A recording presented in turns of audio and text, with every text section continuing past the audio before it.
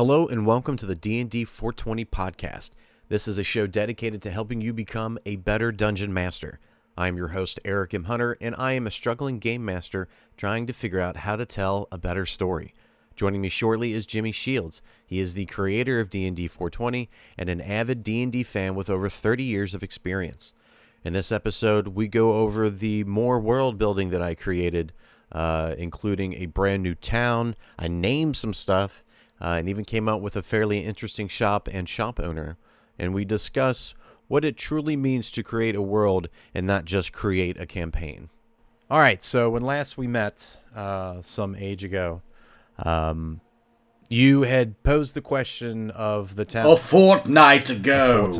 You posed the question of the town that I created. It doesn't feel like the world. And, you know, that really struck me as true after we got done talking, because I sat down. I was like, man, there's a lot of really interesting things here. As a player, I would enjoy running around in this town and meeting these people.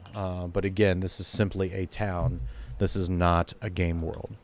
So I started thinking more grander.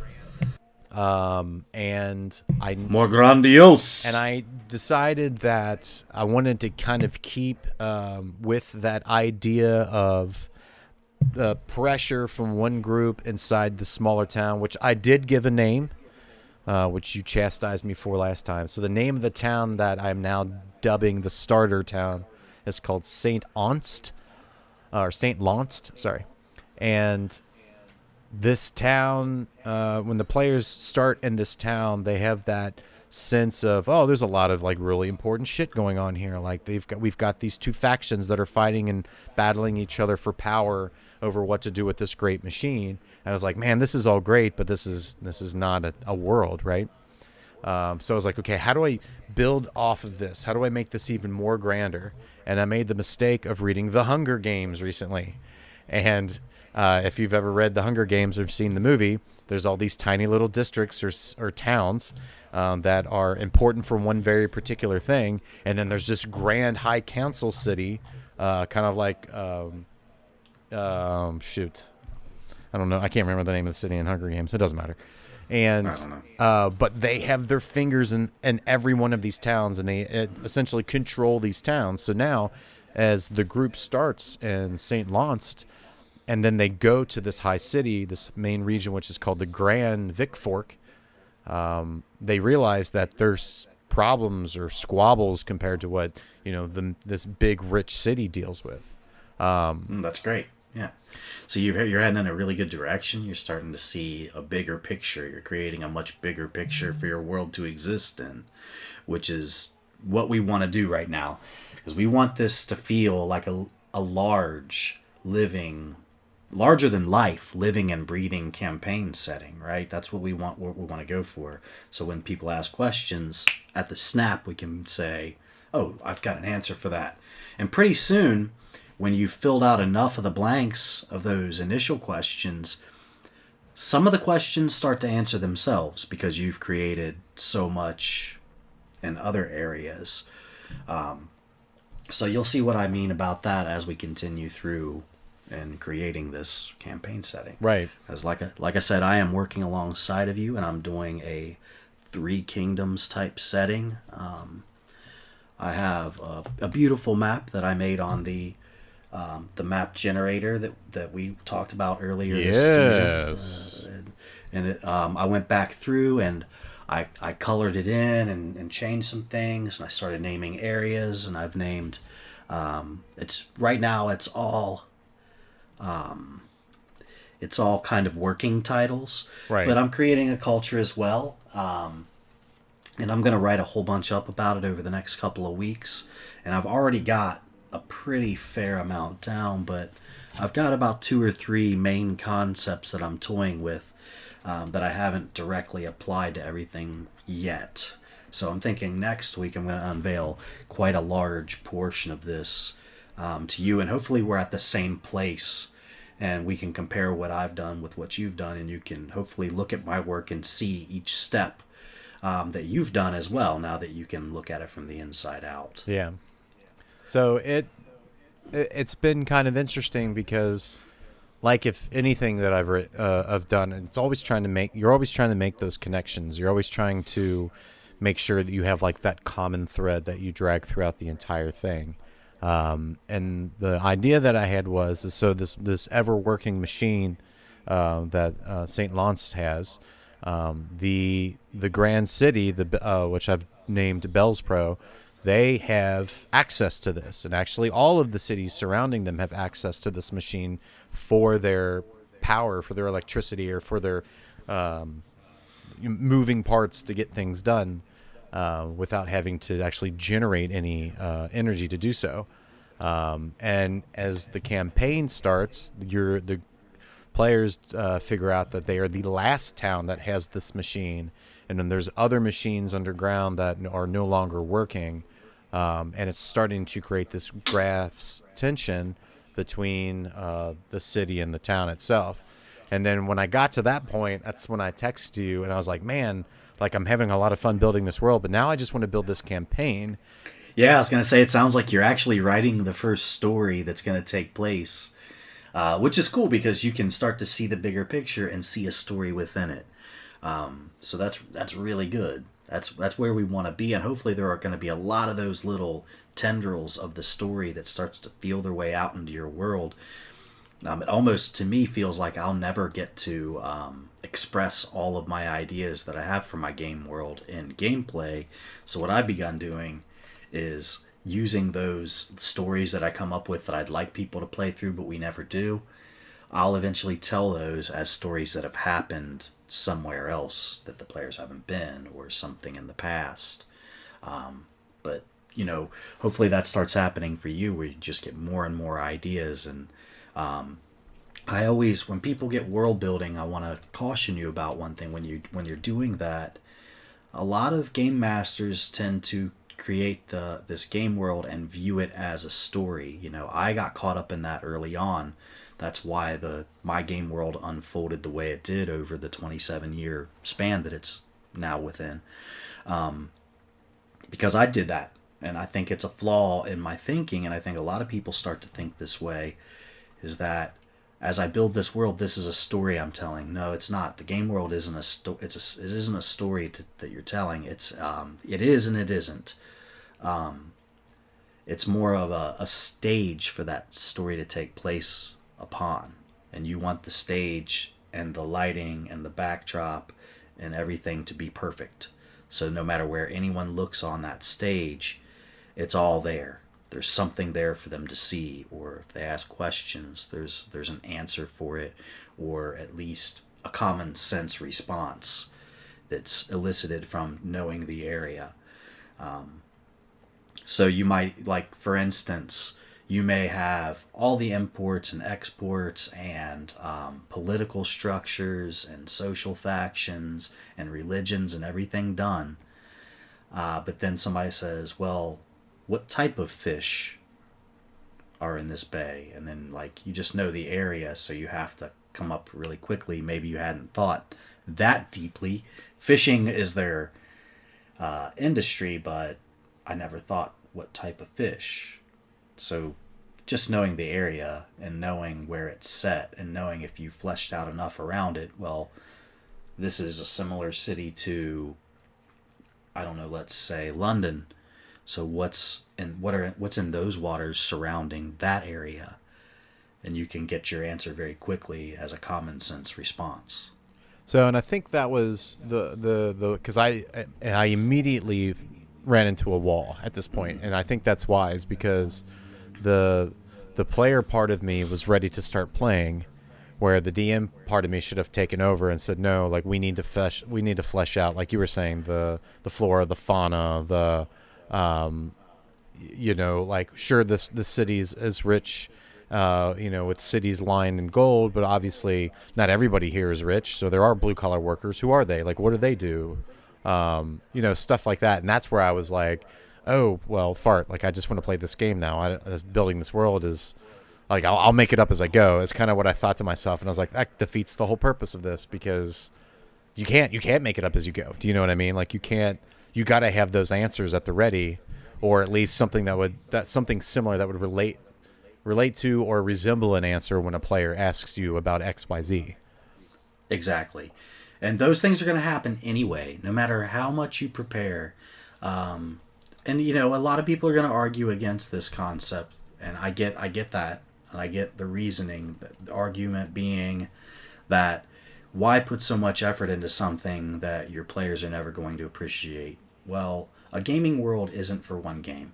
It's for it's to spark ideas for writing campaigns. Now, if you just pick up Ghosts of Saltmarsh or Storm King's Thunder and play those with your players and make alterations within, that's not what we're talking about here. We're talking about creating your own game world so that you may write upon that stage later endless amounts. I've got 27 years out of one campaign setting that I've added on to and changed and destroyed and rebuilt multiple times, but it's the same setting, the same cities, some of the same factions and gods, the same world essentially. And I can't even begin to express how many campaigns have taken place. Dozens. Some being a few sessions and some being 40 or 100 sessions. So that's what the campaign world, if you want to be a prolific DM in your own campaign setting, that's more so what we're talking about here. So you have a lot more work to do. And so as we move forward with your setting, what point do you feel like we're at? What do you feel like now that you've stepped back and kind of revealed some of what you've been working on? Where do you think you are now? What do you feel like you're missing? So or where does it look like there's a hole? So I feel like I'm missing essentially what the world feels like, what the world smells like. Like I'm missing those things. I agree. And I think the reason that I've been struggling with those things is because like I said before, I thought to myself, I'll just make it up, and you can't do that. So I think what I need to do is, I feel like I need some sort of reference. Like I feel like what I need to do is go on a Wikipedia and then look up like some small town in Switzerland and then just read about like what their imports and exports are and like what their state or what if they have like a country bird or something. You know what I mean? Like I feel like I need to find something that I can root in reality for me to expand on in a fantasy setting, if that makes sense. Yes, you do, man. And I'm glad that I asked, what do you think? Because you just gave me a perfect response, because that's exactly what I was going to tell you to do. My setting that I'm working on right now, the Brave World setting, as the working title goes, is going to be set on a very large set of islands, or small, tiny continent maybe. But it's going to be similar to Australia, New Zealand, that area. So I'm going to look at all of the areas that I want in that region and that zone of kind of climate, and look for all the plants that are unique to New Zealand or Australia. Look and see what type of animals are unique there, and then I know exactly what that's going to look like in mine. If there's a smell, you should know, because if there's something in this area that's that there's a whole lot of that puts off a smell, you're going to want to know what that smells like so you can describe it to your players. And that's going to make your land hum. That's going to make this thing come to life. And that's what's going to make the players take notice that you've put in a little bit more work and research. And that next time they come back to this main city, what was it called again? The main city is called Bellspro. Bellspro. Next time they come back to Bellspro, they'll expect those sights, sounds, and smells. You want to know what's being cooked in the market, because it's the most common. What's being cooked in the market is going to be what's available most cheaply, that most people can pay for. Otherwise, it wouldn't be there trying to turn a bunch of food. So you want to know what those smells are and what that sounds like and looks like. And you're exactly right. Finding a place in a zone that you want to match the climate, you want to match that setting. It's an easy way to do that. And you're not going to use everything. You're going to have ideas And I hope you have lots of ideas about animals that you want to invent. You don't have to do a bunch. I just like to invent one or two in each region that exist among a hand selected flora and fauna. Know what types of things they eat. Make sure it can grow there. Make sure it makes sense. But as you get good at that, as you get good at the flora and fauna aspect, that's going to help you decide what monsters you want to have here. Are there things that make this impossible? Is this setting impossible because there are so many goblins about? Or are the goblins an invasive species that have recently come in? Start to talk about the story of why. What's being interrupted here? Is there an evil? You also want to take a look at, when you're starting to do these type of things, you want to look at your gods as well. Are you using the gods from the book, or are you coming up with your own pantheon? Do you have another pantheon, a historic pantheon that you want to use, an Egyptian pantheon, So a Celtic pantheon? what I was planning on doing was just using the gods from the book, just so I could kind of speed past that part of it, and then if that's something that intrigues me later down the road, I was probably going to go back and reevaluate. But that to me is kind of like a back burner thing at the moment. That's a big task, and you're smart for choosing that. I did so in the beginning as well. I hand selected gods from the book that I thought represented the area and the world, because all of the gods aren't available everywhere. That doesn't make sense. So maybe you'll take a look at them and hand select a couple of things, and there are several source books you have to choose from. And don't bloat your pantheon. Don't make everything available. Make sure you have a nice balance of things. Or if they're gods, maybe you look at it all and you go, I like them all except for these two. Just kick them out. They don't have to exist. But if they're taking out an important element, make sure you replace it. Maybe from a different pantheon or what have you. Or maybe you make up one god. Whatever you want to do there. But make sure that it is defined. And make sure that it's in place and makes sense there. And connect them. The reason I say it's important to talk about right now is because we want to connect them to the land. We want to connect them to the countryside. We want to connect them to our flora and fauna. Are there problems that happen for the animals and wildlife that affect people here? A lot of times in history and still today, there's a lot of natural problems that exist, and we adapt to it as people. Has that happened in this area? That'll also help not only marry the flora and fauna to the religion, but again help this really hum and come to life. Yeah, and that's it's just funny because it's just that constant. Because I've always been more of a player than a DM, so like I'm constantly trying to look at it and like, okay, how would this look like from a player standpoint? Would I enjoy walking into the city? Would I enjoy? Oh, and that was the other thing you had mentioned about. I need a shop. Obviously, we need a shop. So I created a shop called the Jolly Fairy. It's a local catch-all shop of weapons, feed, consumables, materials, etc. It's headed by a gentleman named Lither. He's an all-around nice guy, but loves to deal. And goes to the end of the land to find one. If you need something really bad, Lither can probably get it for you, although it'll cost you. He is indeed jolly. And I thought, okay, well, again, trying to pull a thread through to make it worth something towards the end, and not just a face that you talk to, because those are your three-letter characters, right? Those are your Joes, your Johns, your Bobs. Yeah.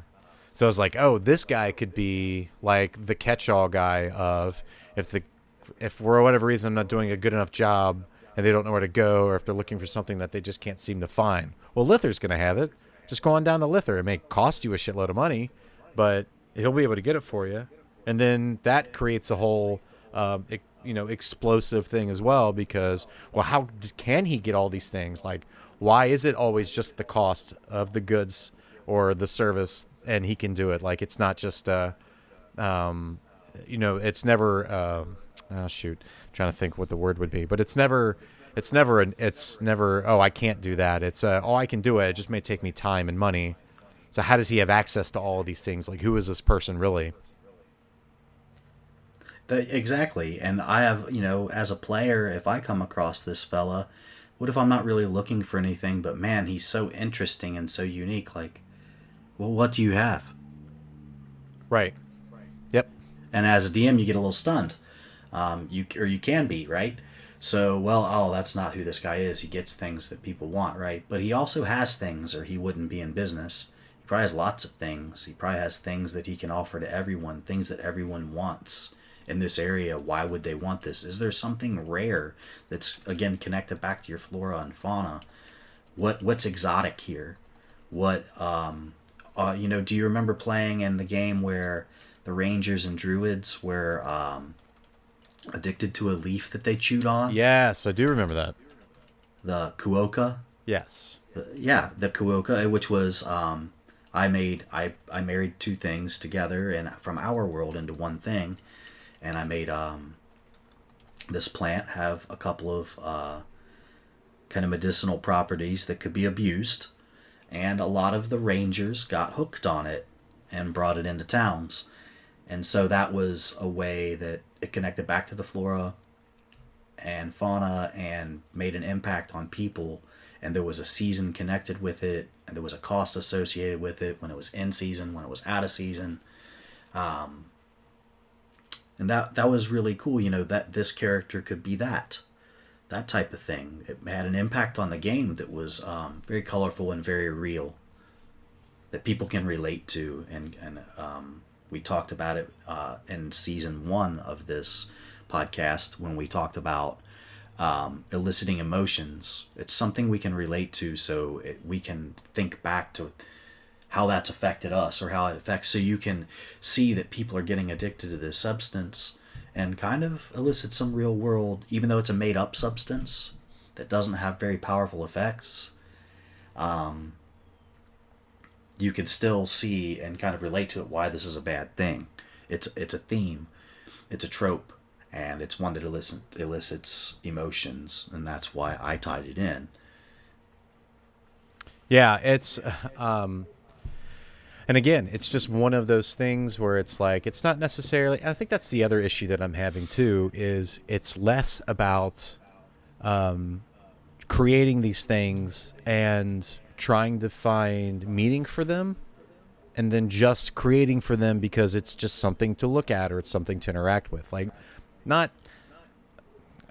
necessarily everything needs to have a rhyme and a reason for your players. Do you know what I mean? Like, and right, that's something that I'm struggling with, because I feel like everything that I come up with, it's like, well, it's got to mean something. It's got to have, or it's got to tie back to something, or it has to relate and resemble something. Where in reality, I mean, it doesn't. I mean, in our world, we have hundreds of thousands of different types of plants and flowers.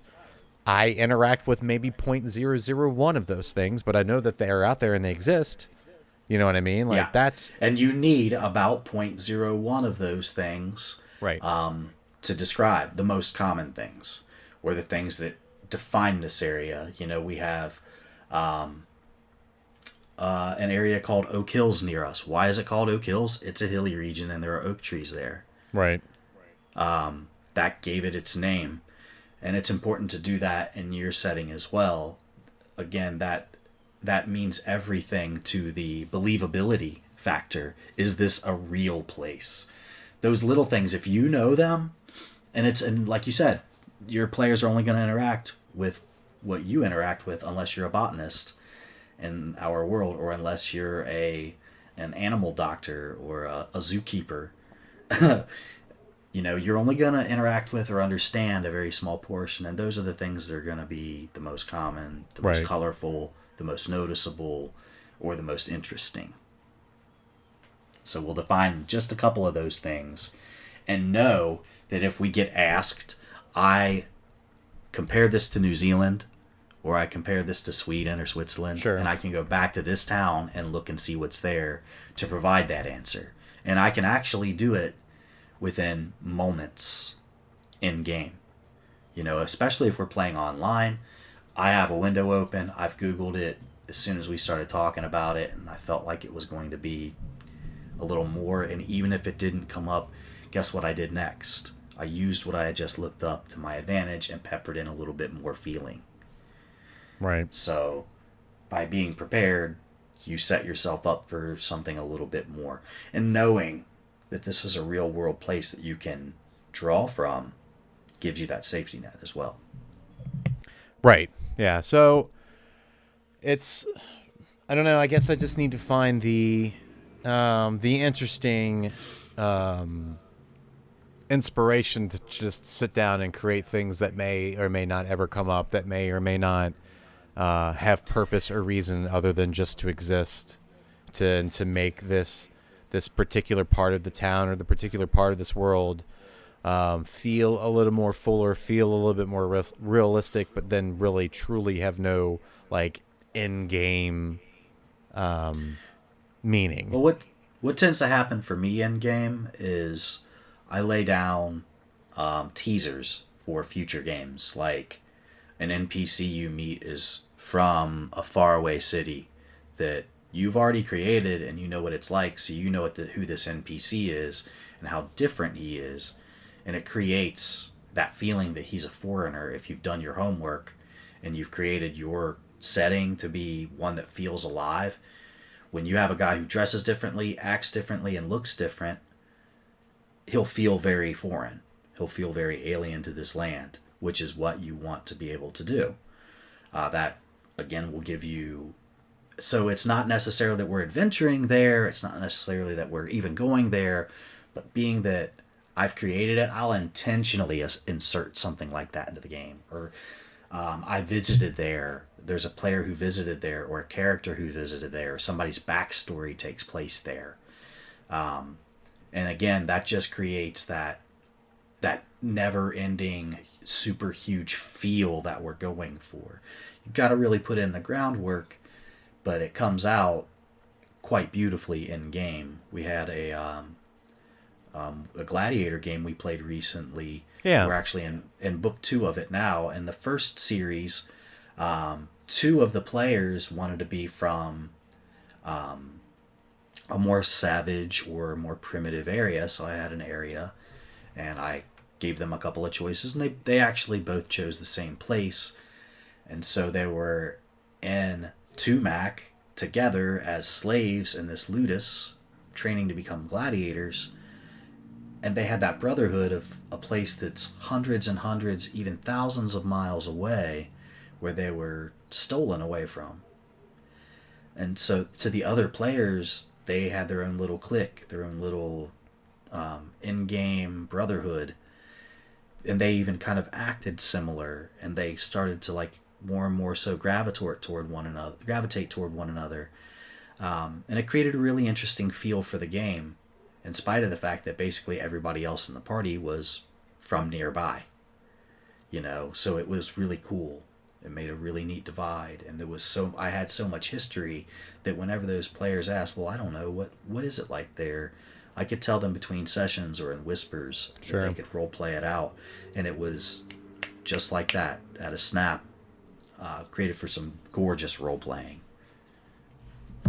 Yeah, so I think that's what I'm going to do. Like, I'm really happy with these 2 cities that I've made, and I think what I'm going to do is probably make 1 or 2 more, and then really sit down and just start diving into just the I was going to say the nuancy things, but that's not the right term for it. But just the like minutia. Yeah, like the real